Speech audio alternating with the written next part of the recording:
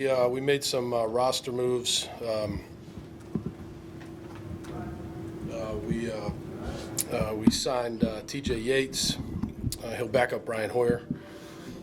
He's got familiarity with our offense, and he can step in and do the job for us. Had a good practice today. Had a lot of recall. We placed Arian Foster on injured reserve. We promoted Curtis Drummond, our practice squad. He was a safety on the practice squad and had practiced really well and earned the opportunity to be on the 53. So we moved him up, and we brought Darrell Richardson back, running back, to the practice squad. I'm sure you guys were out there. You noticed that JJ was not out there. He's dealing with a minor injury, and I believe he'll be able to play. Jadeveon Clowney was sick today, so he was suffering from a kind of a 24-hour bug, so he wasn't out there at practice today.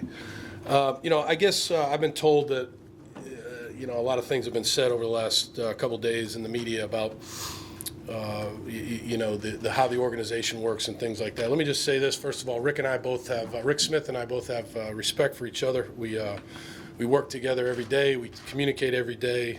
It's a partnership. Decisions are made by two of us, and obviously they require the concurrence of the owner, Bob McNair. But when it comes to personnel and coaching and playing and all those things, it's a partnership. Okay, and that's how it works around here. As far as anything else, I'll open it up to questions. Those reports say that you guys can't get along. You're competing for power. What do you say about that? Well, I would just tell you what I just said. It's a partnership, and I don't know anything about reports, John. I just know how it works on a day-to-day basis. We communicate every day. We have good communication, and we try to make decisions that are in the best interest of the football team. Can you tell us, since it's going to be on the injury report, what Watt's injury is? He's dealing with a minor back issue. Did you and Rick have a confrontation about cutting Ryan Mallet on Saturday? No. And what happens, in the course of things? I'm sure you both have different opinions on things. How does that work when you disagree on a player or a certain decision? Oh yeah, I would say that the majority of the time we agree, but if there's disagreement, we work it out, and we study it and we think about it, and we try to make we come together and try to make the best decision for the team. Bill, you guys have high standards for the players, for everybody that works here. When a guy's not on time, when a guy misses things, how do you feel about that? And obviously, you guys made a roster move following that. Just you can talk about what you expect from your players. Yeah, no, we when we come together as a team early on, whether it's in the beginning in OTAs even, or because every year your team's different, and you go over the rules and regulations. We don't have a lot of rules, but one rule that we do have is. We want guys to be on time. Now, we're not talking about starting a meeting 15 minutes early and all those things. If the meeting's supposed to start at 8 o'clock, then be there at 8 o'clock. Be there at 7:59, ready to go. And so, the way that we deal with those issues when they're not here on time, it's dealt with internally. But if it's something that happens time and time again, then, the message isn't getting through, then we have to make decisions in that regard too. Did you think that at one point that you had reached Ryan and that you guys were on, a good ground, and he understood what you expected? Look, I think I try to reach every player, Aaron. I really do. I communicate with the players. I think that we do have expectations for the players. I believe that we're clear about it. I believe that I'm clear about it. And look, it just didn't work out. It didn't work out. We wish him the best of luck, but it didn't work out here. Talk a little bit, Bill, about getting TJ back. Obviously, you got to know him some last year. He wasn't your choice a year ago, but I guess he's a pretty good choice, all things considered, right now for you. Yeah, every year's different, Dale. You're right. We released him last year, but that was last year. And the first thing about TJ, he's a very bright guy. He's a good teammate. He's good in the locker room. He had very good recall last night when he came in here of our offense, and he was able to go out there today. And when he went in there, he was able to operate the offense. He actually made some really nice throws today. So he's obviously been working out and throwing while he wasn't on a team. So we have respect for TJ, and we're glad that he's here. Bill, I think last year you said that you have a veterans committee. Do you have a veterans committee Yeah, I have. you meet with? Yes, sir. Do you meet with them at a time like this? I meet with them every week, once a week, sometimes twice a week. Yep. Do they, Well, the time like what? I understand I think well, what coming you're off a saying. game like that? Yeah. Okay. So the game wasn't a good game, but we meet regardless of what is going on. I meet with the veteran committee, leadership council every week. You At talked least once a week. the other day about possibly making changes, could be play calls, could be personnel. What about in the day-to-day stuff? Do you make any changes? Yeah, we've talked a lot about that. One thing that we have a very, very strong belief in is practice. We're going to practice hard, especially on Wednesdays and Thursdays. That's what we believe in. We're allowed to be in pads once a week, so we'll be in pads usually on Thursdays. But we're not changing the structure of how we practice. We may change some of the things we do in practice, but not the philosophy of practice. Now, when you look at the meeting schedules and things like that, we tweak those, quite a bit during the year based on, who we're playing, how the year's going, maybe based on injuries to a certain degree. Does a guy need more treatment? Do a group of guys need more treatment? Maybe it's more important for them to be in the training room getting treatment than it is to be watching an hour and a half worth of film. We count on our players to do things on their own, take care of their bodies on their own. We count on our players to watch tape on their own. We count on our players to watch tape as a unit, as a position group. So, we think about things all the time. We're not static when it comes to those things.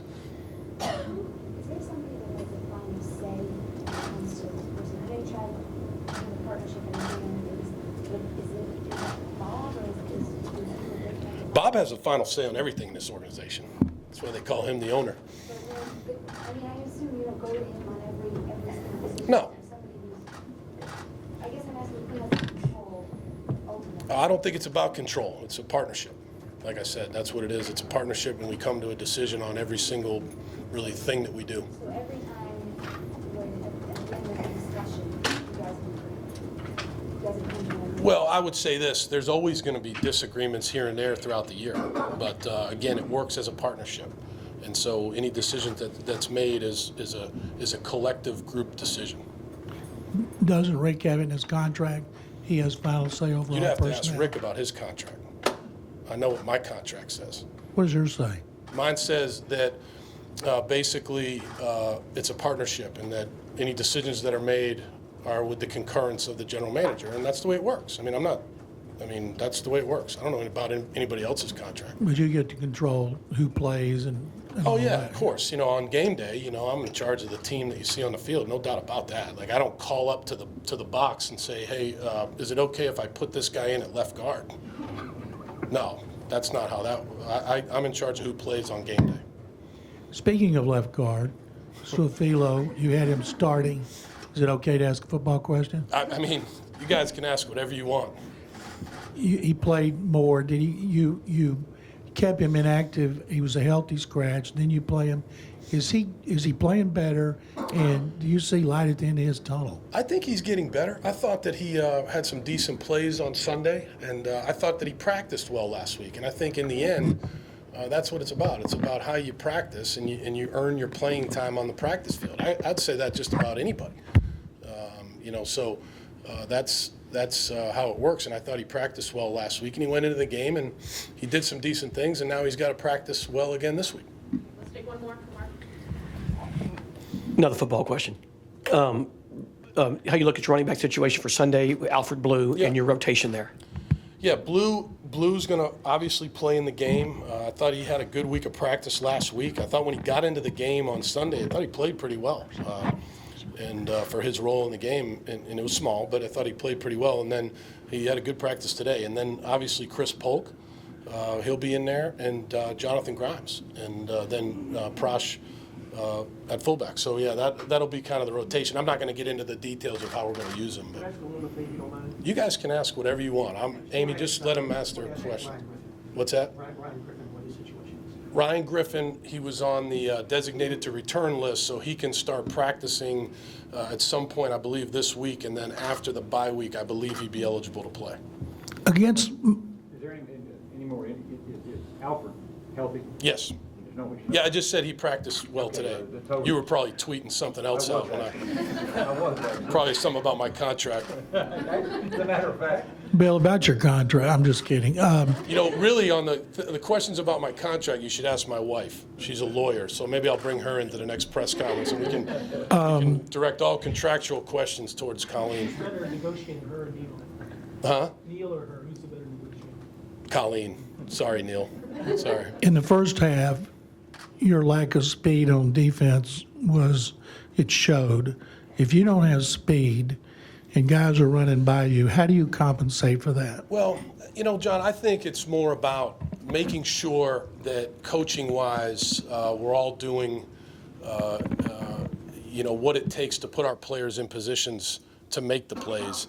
And then I believe it's about the players being able to go out there and make those plays. I think it's a collective effort. I'm not going to get into an analysis of our speed, our size, our height, whatever it is you guys analyze. I'm just telling you that we all have to do a better job.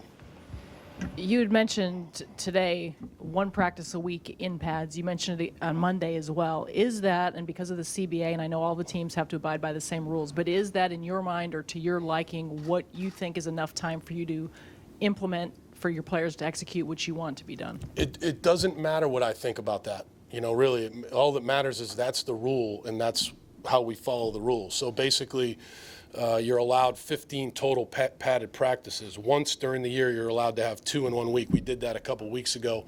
And then over the last, I think, 6 weeks of the season, you're allowed to have 4. So you have to kind of space it out. And so basically, we're in a mode right now where we're allowed 1 padded practice a week. That's the rule, and that's what we follow. So it's not, my opinion on those rules really has no bearing on anything.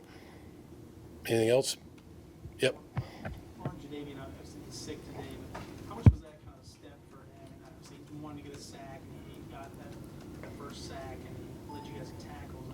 What did you see from him? Yeah. No, I think he's getting better. I really do. I think that this guy is a disruptive player. I think that the more he plays, the better he'll get.